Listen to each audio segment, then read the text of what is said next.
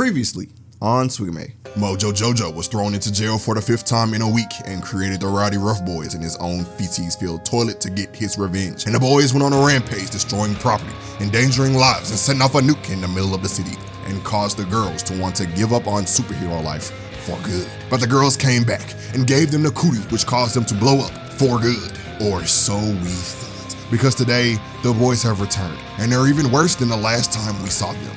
Can the Powerpuff Girls defeat the original YNs again? Find out on this episode of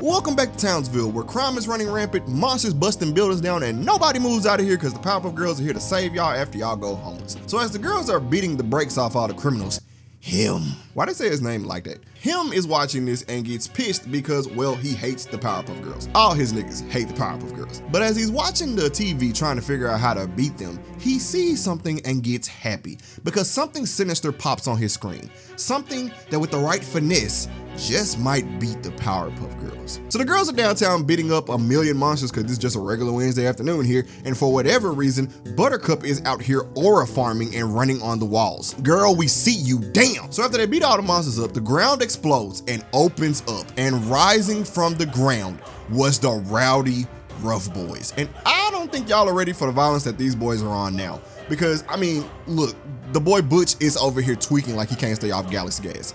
Bring out the counter.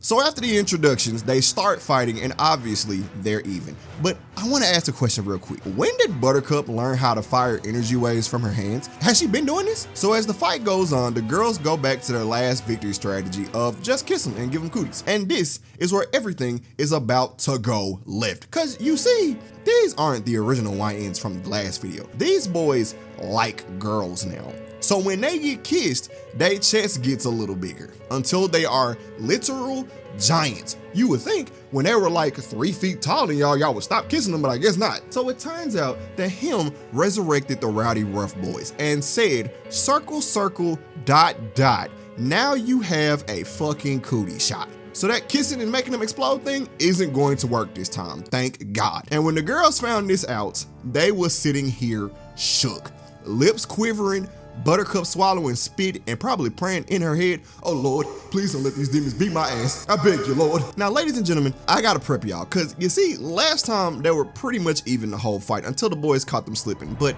this time, oh Lord, the boys have the clear advantage. So what y'all are about to see is a straight up bona fide ass whooping. So they start doing stuff to try to gross the girls out, and Butch spits out a loogie that the girls thought was going straight for them, but it goes over their head, and then Boomer runs up and catches his brother's spit in his mouth, talking about some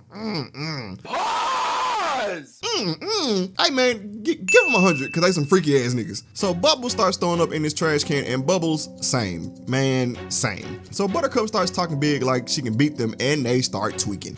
And when they try to run up on the boys, they get instantly waxed. I mean punted, knocked across the goddamn city. And as the boys are running up in what would be their final attack, Brick stops them and says they about to play a new game. And bruh, every time Brick says this, Butch is about to start tweaking. I mean, look at him jumping around with his tongue out. The man ain't got no brain cells. But while Butch is over there losing it, Brick takes the girls and turns them into a hockey puck, then puts his big ass feet into people's cars so they can be roller skates, and then gets ready to play street hockey with the fucking girls. Bruh, they was grabbing steel beams and part of a bridge just so they could slap shot the girls around the street. But once again, let me remind y'all, this is a regular Wednesday afternoon. So they start playing hockey with the girls and slap shot them into the parking garage, which we gotta add about 450 for the property damage and assault alone, because this was so bad that Blossom and Bubbles are hiding and trying to get Buttercup to hide with them. So they sneak onto the top of the roof, and Blossom done pretty much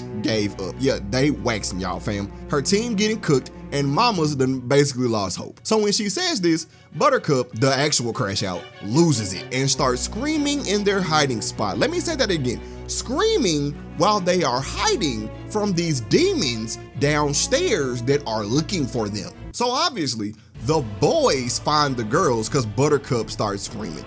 and they pull up some power lines to make a wrestling ring. And I don't care how good of insurance y'all got in this town. Y'all power is out for a smooth month after this. Hell, the city is probably out for a whole month. So the boys are up there in the wrestling ring and it gets violent. This was worse than WWE. Butch is beating his chest with Buttercup in his hand.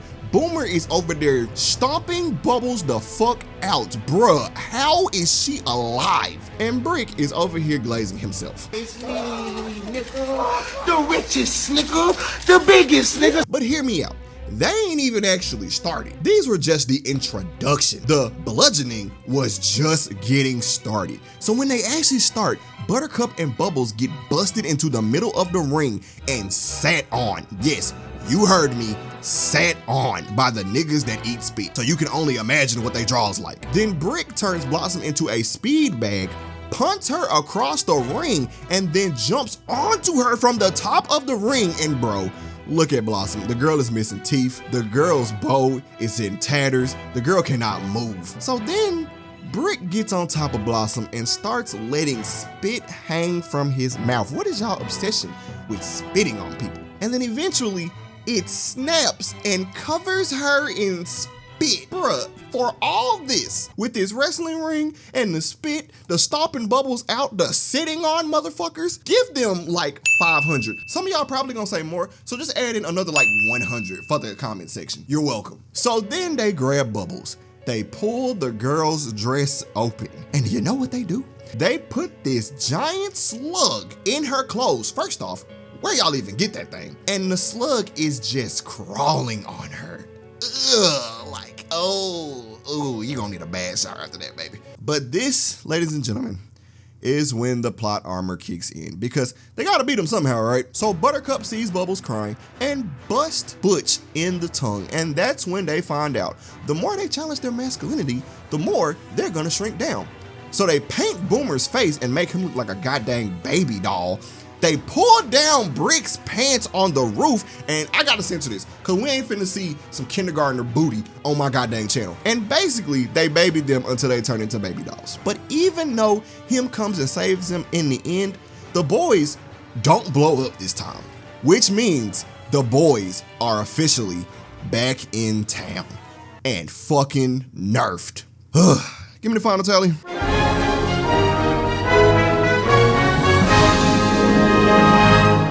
Yeah, I'll be back next week. Y'all know what to do. Stay swiggy, baby.